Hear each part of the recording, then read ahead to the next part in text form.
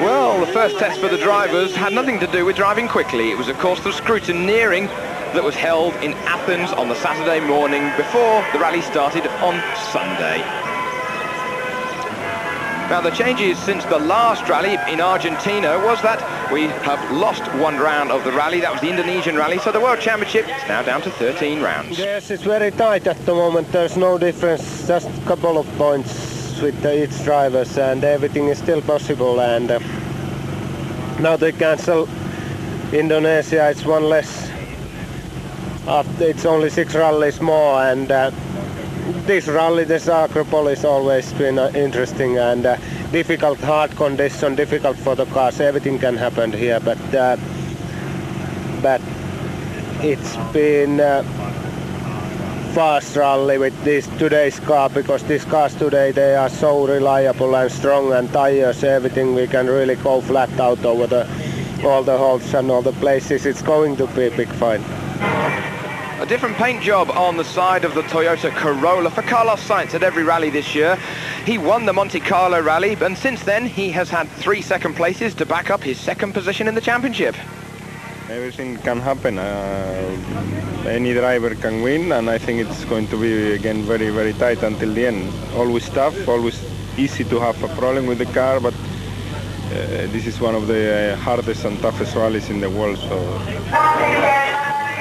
So Sainz was the winner here last year in a Ford Escort. Now he's gone back to the Toyota camp. He was therefore first off the ramp as they went into the rally. So, my apologies, Sainz leading the championship table by just 2 points ahead of Britain's Colin Mcrae. Likewise, another 2 points back to Tommy Mäkinen. He was the winner of the Argentine rally the round before we came to Greece. Another Brit, Richard Burns, in 4th, Kankkunen 5th.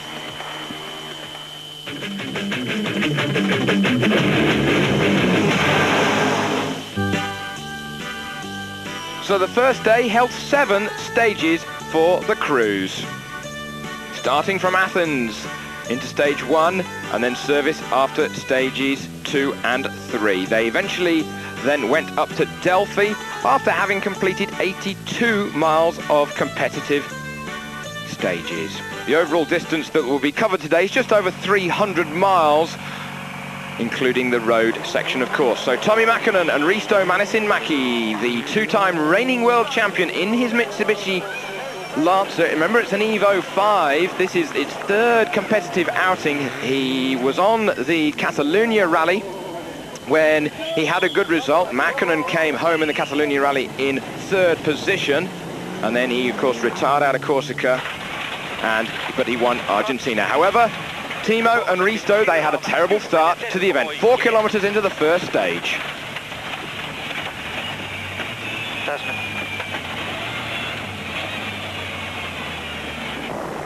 All you can hear was the gearbox and the prop shaft whining away underneath them, and the engine had gone completely dead. Dear oh dear, was Corsica returning for the Finnish pair in their Lancer? It certainly looked like it. Now they could still get out of the stage at this point, and now they traced it to a loose connection in the wiring loom as the rest of the field came streaming past every couple of minutes. Mäkinen and Mäkinen desperately trying to find a way around the problem, but by the time they had cured it, it was all over. He was over the limit before it even got to the end of the first stage, out of the rally. I don't know what happened. It doesn't just lost the electric. Seems to be a similar problem than in Corsica. No, actually it's not exactly the same problem than in Corsica, but it's very similar. There's no ignition for the engine. So then it was the turn of the Flatlands rather than Scandinavia to cheer their drivers on. It was Bruno Thierry with Stefan Prévost. They were in the Malcolm Wilson prepared Ford Escort. I remind you that the Ford Escort, it won to back up Thierry's stage 1 win and stage 4 win. I remind you that it was Kankkunen who has won this rally 2 times before, the first time in a Peugeot 205 Group B car. Well, former British champion Richard Burns, he was then the new leader after Bruno Thierry's retirement. 4th on stage 1, 3rd then on stage 3, 4 and 5. 100, slow easy left, camber, to left max long, 70, 90 right plus.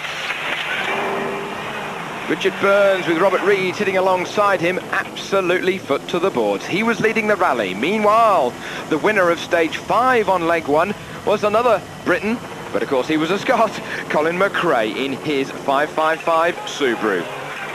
So as the first leg came to a conclusion, Colin Mcrae was second overall overnight, just 4.5 seconds behind Richard Burns.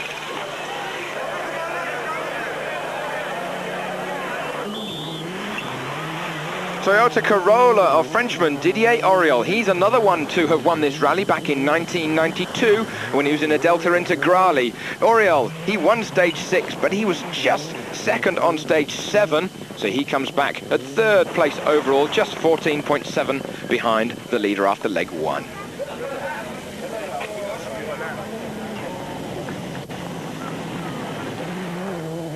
A smoother track for the cars behind. He lost a lot of time and he will finish the day 5th position, 43.2, the Acropolis Rally.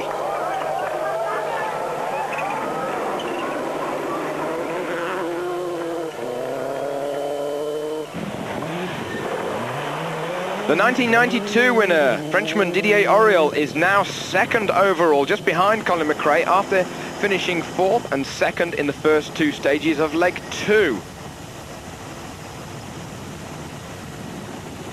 Carlos Sainz, he was also second 3 times here before they came round to service. Another Toyota, but this time for Belgian driver Freddie Loix.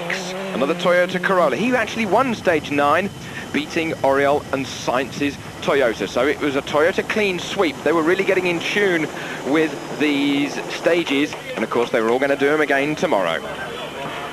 So he therefore finished leg 2 in 4th position overall, just 15.9 seconds behind Colin Mcrae. He actually managed to make up 1 minute and 15 seconds upon Richard Burns.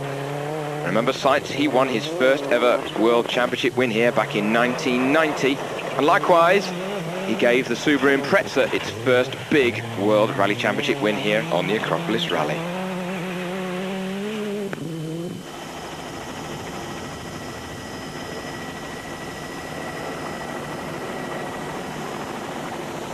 The stage is hot and dusty, and like Corsica, you don't want to fall off the edge. So Colin Mcrae, here on stage 10, he was 7th quickest, and then he was 4th and 3rd in the following stages. Will it be enough to keep the overall lead?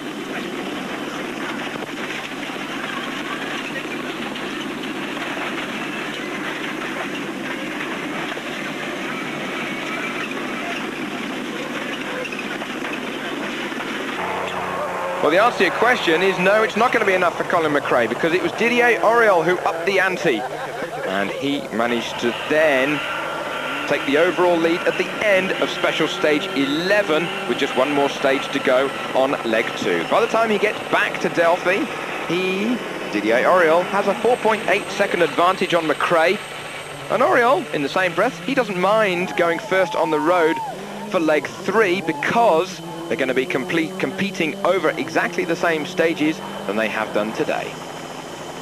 Some of those stages looking very Scandinavian, very sort of Rally of Finland-like. The Thousand Lakes Rally, I remind you, is on the 3rd weekend in August. You can see that here on Eurosport. That is round 10 of the World Rally Championship, now truncated into 13 rounds after the loss of the Indonesian round.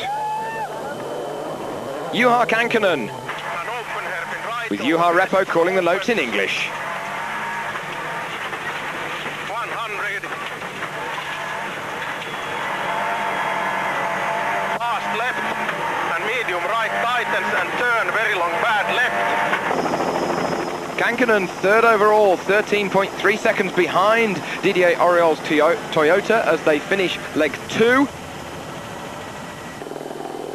Meanwhile, back in F2, the 2-wheel drive normally aspirated class for 2-litre vehicles, it was another Finnish driver, Harry Rovanperä, who was dominating it, but likewise, it was Oriol Gomez, his own teammate in the Seat, who was battling just behind the Finn.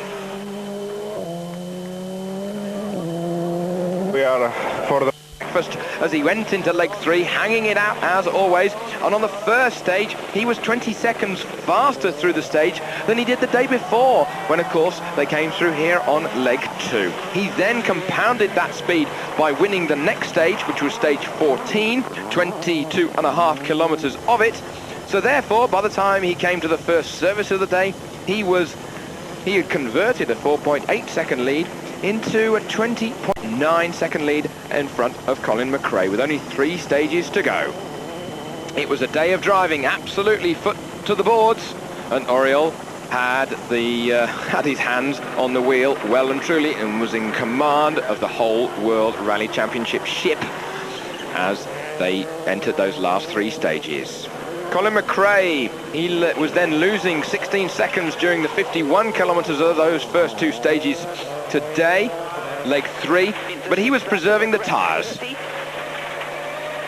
6 right 30, 5 left tightens line. 50, 6 right line into 4 left tightens. Well, Mcrae, he won this rally in 96. He led it from start to finish, but it was going to be all hammer and tongs down before they got onto the podium. Which order was the podium going to be by the time they got back to Delphi? Carlos Sainz, he also made a good start to leg 3, finishing second, just 2.5 seconds behind Oriol on the first test of the day. Al fondo, izquierda rasante, derecha pide más, se cierra. A fondo. 3. Izquierda, derecha, pide rasante. A fondo, para 1. Izquierda rápida menos, hombre, se cierra. Frenando mucho, Sasar. Para derecha, derecha, buena menos, ojo, se cierra, un grado más. Ahí va, ahí va, ahí va, ahí va. Sainz was flat out, but he's just 4 seconds behind Colin Mcrae. Meanwhile, his steering rack was tightening up and he lost the power steering and he lost 90 seconds. Already in the first stage this morning we had some difficulties at the last 5-6 kilometers to drive because the steering rack was getting harder and harder. And then after a few kilometers in the last stage we lost the steering rack and it was no chance to drive.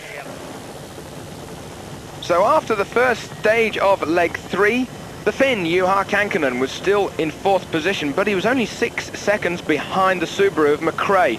But as with Carlos Sainz in his Toyota, it was Kankkunen who also ran into some problems on the following stage. He was to have 2 punctures during that stage, and he then therefore lost a massive 30 seconds. Because of Sainz's problems though, Kankkunen, he actually is elevated up into 3rd position overall, quite lucky for the Finn. Richard Burns, he was 4th overall after stage 14, that was the 2nd on leg 3, but unfortunately for the Oxfordshire driver, he was to retire on special stage 15. Bitter goal, with just 3 stages to go before they got to the end of the rally. He had to retire his lone Mitsubishi. Remember, we lost Mäkinen on the first stage. Burns had to retire because he broke his rear suspension. No points at all for Mitsubishi in Acropolis. Rotten luck. So with almost a 21-second lead with 3 stages to go, Didier Oriol is well and truly in control. In the next 2 special stages, it's true that there are 7 to 8 kilometers that are very tough for the cars. There are a great number of rocks, and we could break a rim or even have a puncture. It's going to be very touch and go. Colin Mcrae, though, is still sitting dangerously in 2nd position, still gunning for another win. We keep pushing, for sure. The next one's very rough, so we can push quite hard there. I hope that Didier has a slow time or some problem. Well, Mcrae in his Subaru, he does all he can, winning the 2 following stages, and as he says, he can only wait and see if there's a problem for the Toyota ahead of him. Meanwhile, he and Nicky Griss calling the notes alongside the Scot, they just go hammer and tongs just for the hell of it. Look at the stunning scenery in Greece. Well, Freddie Loix, the Belgian, he does actually realise a good end to the Acropolis rally because he eventually finished it 6th overall by the time they got to the end. Didier Oriol, though, he was getting scrappy at some of the hairpins, but even though he was saying he was going to be cautious on stage 15, which he was, you could say, because he was third, 6 seconds back of Colin, but he's still 14 seconds in the lead. But he'll be unlucky again on the next stage, where a heavy landing caused a fuel pump fuse to pop out, and he and co-driver Denis Giraudet, they lost 40 seconds, and he had seen his lead just go up into dust. In the penultimate special stage, I decided to slow down because it was a very tough stage. I preferred to lose 6 or 7 seconds. This strategy was planned, and I wanted to then attack in the stage we've just done to recover a few seconds. What was the problem, was the question? Yeah, there was a hole. I was in first gear with the handbrake on, and there was a hairpin, and this little hole, the car went into the hole, and then nothing. The fuse had popped out, and we lost the time.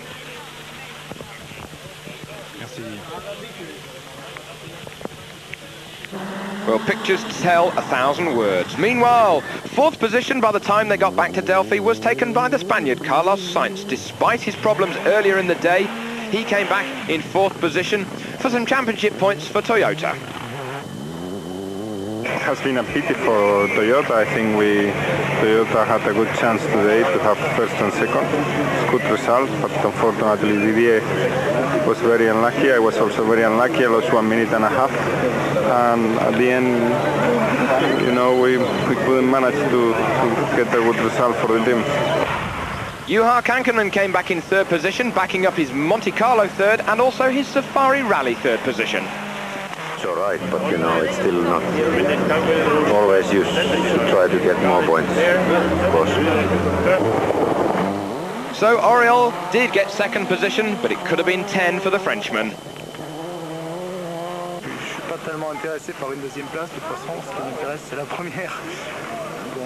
I'm not really interested in second place, only first. The only good thing is that the rally is finished. We should have won it.